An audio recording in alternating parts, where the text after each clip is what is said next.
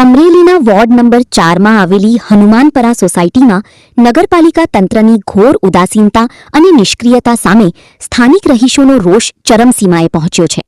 સોસાયટીના મુખ્ય અને આંતરિક માર્ગોનું સંપૂર્ણ ધોવાણ થઈ જતા અને ઠેર ઠેર મસમોટા ખાડાઓ પડી જતા વાહનચાલકો તો ઠીક, રાહદારીઓ માટે ચાલવું પણ મરણતોલ સાબિત થઈ રહ્યું છે.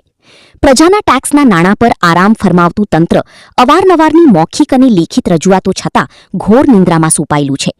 વિકાસના કામોમાં ગોકળગાયની ગતિ અને જવાબદારોની આડાકાન કરવાની નીતિથી કંટાળેલા હનુમાનપરાના આક્રોશિત રહીશોએ હવે તંત્રને આખરી ઓપ આપતા સ્પષ્ટ ચેતવણી આપી છે કે જો તાત્કાલિક ધોરણે રસ્તાઓનું રોડ મરામત કે નવું નિર્માણ હાથ ધરવામાં નહીં આવે તો આગામી દિવસોમાં પાલિકા સામે ઉગ્ર આંદોલનનું બ્યુગલ ફૂંકવામાં આવશે, જેની તમામ નૈતિક અને કાનૂની જવાબદારી નિષ્ઠુર તંત્રની રહેશે.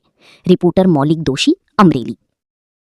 Ward number 4 Hanumanpara road Pathak સ્કૂલની પાસે પાણી ભરાવાના પ્રશ્નની હિસાબે અમારા રોડમાં અકસ્માતના કિસ્સા બને છે અને માણસોને અવર જવરમાં તકલીફ બહુ પડે છે. તમે આ જોઈ શકો છો કે આ પાણીને ગડ્ડું કેવી છે ખરાબ.